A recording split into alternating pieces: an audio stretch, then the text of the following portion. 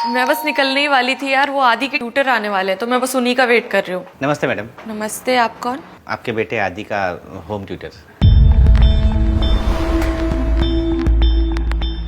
प्रिया, मैं call back करती हूँ अभी। तुम नितिन हो? जी। आओ अंदर। एक मिनट, ये चप्पल आप बाहर उतार देना प्लीज, क्योंकि हम बाहर के स्लीपर्स ना घर में यूज नहीं करते हैं। Okay. So coming straight to the point, आप मेरे बेटे को पढ़ा पाएंगे? यस मैम, मैं एक एक्सपीरियंस टीचर हूँ और मैंने कई बच्चों को पढ़ाया है। मुझे नहीं लगता तुम पढ़ा पाओगे। एक ना इंग्लिश कोट है, मैं हिंदी में एक्सप्लेन करती हूँ। इंसान की पहचान ना उसके जूतों से होती है, और इंसान को पहचानने में ना मैं कभी चूक नहीं करती। द पॉइंट इज कि मेरे बेटे का आईसीएसई बोर्ड है और सब कुछ इंग्लिश में ही होता है, और तुम्हें देख के लग रहा है कि तुम किसी गांव से बिलोंग करते हो। तुम्हारा रहन सहन, तुम्हारे कपड़े, सब कुछ। और मेरा बेटा आदि अगर तुमसे ट्यूशन्स लेगा तो वो बिल्कुल तुम्हारे जैसा बन जाएगा, जो कि मैं बिल्कुल नहीं चाहती। सो बुरा मत मानना, मैं बस फैक्ट्स बता रही थी। I hope you understand. नहीं मैम, मैं बुरा नहीं मान रहा हूँ। मुझे तो आपके बच्चे के फ्यूचर के लिए अफसोस हो रहा है। मतलब?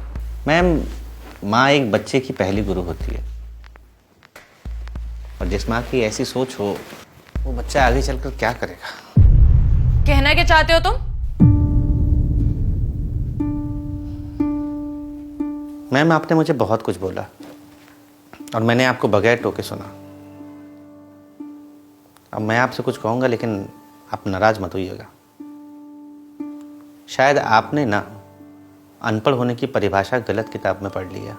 शिक्षा पर सभी का समान अधिकार है, और जिसे जीवन में कुछ करना होता है ना, वो समाज और परिस्थितियों से हार नहीं मानता। आपने मुझे कहावत सुनाई ना, मैं भी आपको एक कहावत सुनाता हूँ।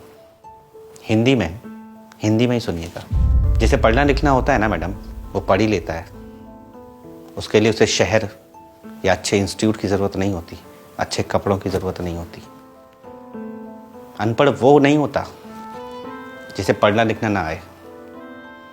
अनपढ़ वो होता है जिसे लोगों की इज्जत करना ना आए, जो दूसरे की शिक्षा का स्तर उसके कपड़ों से आके। गांव वाले ऐसा नहीं करते मैडम, वो सबकी इज्जत करना जानते हैं। हाँ, आपके इस शहर में पढ़े लिखे अनपढ़ जरूर हैं, जो एक मिनट नहीं लगाते दूसरे को बेइज्जत करने में। वो ये नहीं सोचते कि सामने वाले की क्या ज़रूरत है, क्या मजबूरी है। बाकी रही मेरी बात, 12th में मैंने स्टेट टॉप किया था, यूपीएससी का मेंस क्लियर कर चुका हूँ, इसीलिए एनबी कोचिंग ने मुझे हायर किया है।